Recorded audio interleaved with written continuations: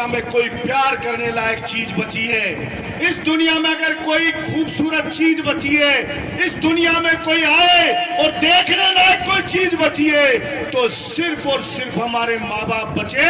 बहुत किस्मत वाले जिनके माँ बाप जिंदे हुआ करते हैं। अरे बच्चा पहले अपने बाप के दर्द को नहीं समझता, बाप कितना प्यार करता है उसको नहीं समझता, और दुर्भाग्य यह होता है जब उसकी समझ में आता है तो बाप दुनिया में नहीं रहता, फिर पछताता रहता है। मेरे पिता ने बहुत प्यार हमें किया, इसलिए समय रहते हुए अगर अपने माँ बाप को प्यार कोई करता है तो मैं समझता हूँ शीश वाला बाबा भी उस पर प्रसन्न होता है, कृष्ण भगवान भी उसको आशीर्वाद देता है, महादेव भी उसको आशीर्वाद देता है। 36 करोड़ देवी देवताओं का सबसे प्रिय व्यक्ति वो कहलाता है जो अपने माँ बाप को प्यार किया करता है। इसलिए जितना हो सके आपके माँ बाप जब तक जिंदा है, जब तक आपके पास हैं, उनको प्यार करो, और पिता कोई राय दे तो आप उसकी सुनो और उसको सीरियस लो। इस दुनिया सोच लो कि मुझे ये बनना है, आईएएस बनना है, तो उसे कोई नहीं रोक सकता, क्योंकि प्रत्येक व्यक्ति के अंदर भगवान बैठा है। और चाहे तो आप चाहे जो से करवा सकते हो, लेकिन उसके हिसाब से मेहनत आपको करनी पड़ेगी, उसके हिसाब से सही रास्ते पे आपको चलना पड़ेगा।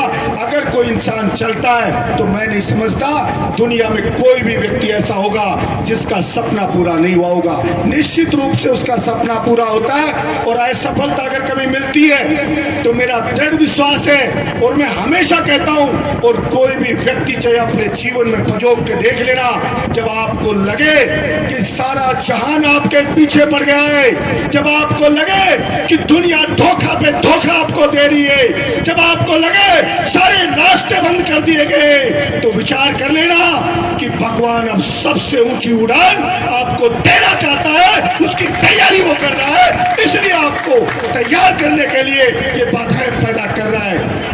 भगवान श्री राम, मेरे मर्यादा पुरुषोत्तम श्री राम भगवान, जिनका राज तिलक होने वाला था, आप कल्पना करना पब्लिक उत्साह में हो कि भगवान राम के लिए कि राम हमारे राजा बनेंगे, इनका राज्य अभिषेक होगा, और दूसरे ही दिन उनको वनवास मिल जाता है। 14 साल वनवास में जाते हैं। जब राम अगर तुरंत राजा बन जाते, महाराज दशरथ जी राजा बना देते, तो राजा राम कहलाते, लेकिन 14 वर्ष वनवास में गए, कष्ट पीड़ा से ही षड्यंत्रकारियों के षड्यंत्रों से लड़ा, राक्षस जैसे रावण से लड़ा, तो वापस लौट के आया तो राजा राम नहीं, मर्यादा पुरुषोत्तम भगवान श्री राम बन के आया, भगवान बन के आया। यानी कि वो ये थी जो वो कष्ट दे रही थी, वो राम को इंसान से भगवान बनाने के लिए दे रही थी, और सारी चीजों का उसको अध्ययन उनको करा रही थी। इसलिए कभी भी इंसान को बुरे समय में घबराना नहीं चाहिए, और अच्छे समय में कभी अहंकार नहीं करना चाहिए। यही मेरे माँ बाप ने मुझे सिखाया, और यही मैंने महसूस किया। आशा रखता हूं आप सब भी अपने माँ बाप के दिखाए हुए रास्ते पे चलेंगे, और हमारे देवी देवताओं से एक ही प्रार्थना करेंगे।